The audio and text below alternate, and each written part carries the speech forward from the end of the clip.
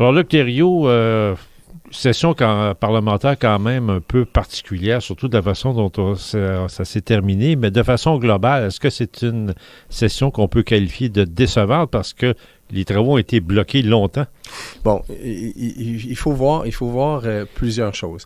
Oui, les travaux ont été bloqués en chambre, c'est-à-dire la Chambre des communes est ouverte à tous les jours de 10 h le matin, puis ça ferme à 8 h le soir.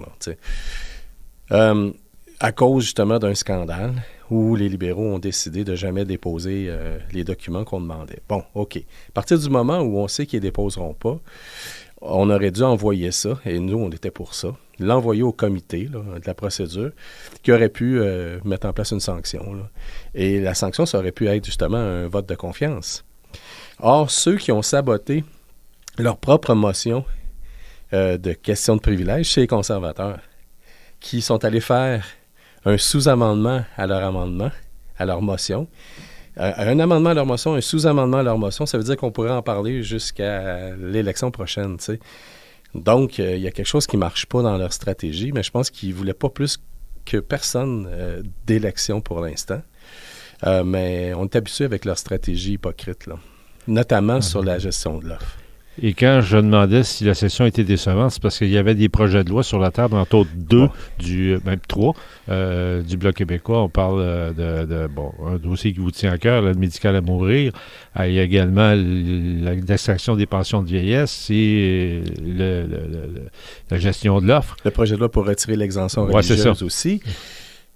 Ce qui est un peu particulier, c'est que la dynamique parlementaire de la dernière session, tous les projets de loi et tous les débats qui étaient sur la table, tous les projets de loi du Bloc, c'est ceux-là qui ont été sur la sellette. Donc, on ne peut pas dire que le Bloc était contournable. On était incontournable. Et donc, si nos projets de loi étaient revenus rapidement là, du Sénat, c'est 282, il y aurait sûrement eu moyen de négocier une suspension là, de la question de privilège pour pouvoir voter. Là. Comme ils ont fait, entre autres, pour leurs mesures bonbons. Là. Là, donc, on va tenter de revenir, peu importe la durée de la session, on va tenter de revenir là, en janvier, à moins qu'il y ait un incontournable et que le Parti libéral proroge la session. Oui, c'est prévu pour le 27 janvier.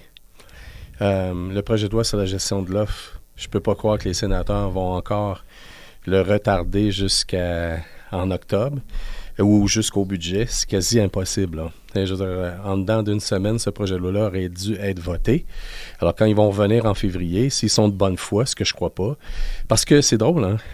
D'une part, on a mis beaucoup l'attention sur des sénateurs, anciens négociateurs libéraux, mais on ne parle pas des conservateurs. Moi, là, les Lehoux de ce monde, les Berthold de ce monde, les Paulus de ce monde, là, ils ont 125 questions par semaine à l'Assemblée, à la Chambre des communes. 125 questions qu'ils peuvent poser par semaine. Depuis le moment où on a transmis ce projet de loi-là au Sénat au mois de janvier 2023, jamais ils ont posé une seule question en faveur du projet de loi pour faire en sorte d'accélérer les choses. Les sénateurs conservateurs qui siègent à toutes les semaines dans la même salle des députés conservateurs, ils n'ont pas eu le même mot d'ordre que le vote qui s'est fait en chambre. C'est facile de voter pour devant les caméras, devant les Kodak, puis après ça, dire c'est un projet de loi du Bloc, on ne le passe pas, mais on fait de la petite politique sale sur le dos des producteurs agricoles sous gestion de l'offre qui ont payé leur prix, là, qui ont payé le prix depuis 3 accords de libre-échange, et là, ça va faire. Je reviens aux événements de cette semaine. On parle de plus en plus d'un déclenchement d'élection, mais on ne sait pas trop quand. Le plus tôt sera le mieux, mais tout le monde s'entend pour dire que le prochain gouvernement risque d'être conservateur et majoritaire. Et il y a d'autres problèmes qui s'en viennent. Là. Ouais, nous autres, on souhaite là, se débarrasser là, de ce gouvernement-là qui se tire d'un pied, qui n'est pas capable de se remettre sur ses 2 pieds, qui n'est pas d'aplomb. Puis, dans le fond, même quand je pense à l'aide médicale à mourir, ces gens-là qui sont pour le libre choix en matière d'avortement n'ont même pas été capables de considérer que pour une décision aussi intime que celle de ta propre mort, bien, que le libre choix s'impose en matière de demande anticipée, par exemple. Alors, ils ont peur de leur ombre, ils ont perdu leur identité, puis ils méritent juste une bonne volée. Et moi, j'espère juste que les Québécois vont se dire, OK, là, c'est assez. On va donner au Bloc tous les moyens de pouvoir faire valoir nos intérêts.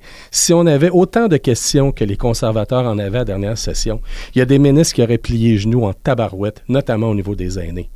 Ça veut dire, selon la lecture que moi j'en fais, ça serait peut-être bien qu'on revienne à 1993 et que le Bloc forme l'opposition officielle face à un éventuel gouvernement conservateur. Mathématiquement, ils se sont arrangés depuis 1993 pour que ça n'arrive plus jamais. Ils n'ont pas besoin du Québec pour avoir un gouvernement majoritaire, mais la décrépitude présentement des libéraux fait en sorte effectivement qu'on est à 2 sièges de différence pour former l'opposition officielle. Et si les Québécois disent non, nous autres, la solution, on va envoyer un message clair à Ottawa, là, arrêtez de faire de la petite politique sur notre dos, ben ça va changer les choses, effectivement. Bien, il y a un danger, c'est qu'en étant l'opposition officielle, il va falloir défendre également les intérêts des autres provinces. Ce que le Bloc québécois avance en termes de mesures, c'est pas bon juste pour les Québécois la plupart du temps. La gestion de l'offre, c'est d'un océan à l'autre. Hein? Même chose pour les aînés. Même chose... bref, on a plein de dossiers qui touchent tout le monde. Mais jamais, nous, on se tient la bouche fermée parce qu'on est dans un caucus pan-canadien puis on nous interdit de se lever pour défendre les Québécois parce qu'il ne faudrait pas perdre des votes dans l'Ouest, en Ontario, bien dans les Maritimes. C'est ça la grosse différence. Mais nous, on ne regarde pas la couleur du projet de loi. C'est ça. Nous autres, on n'est pas des gollums du pouvoir, là.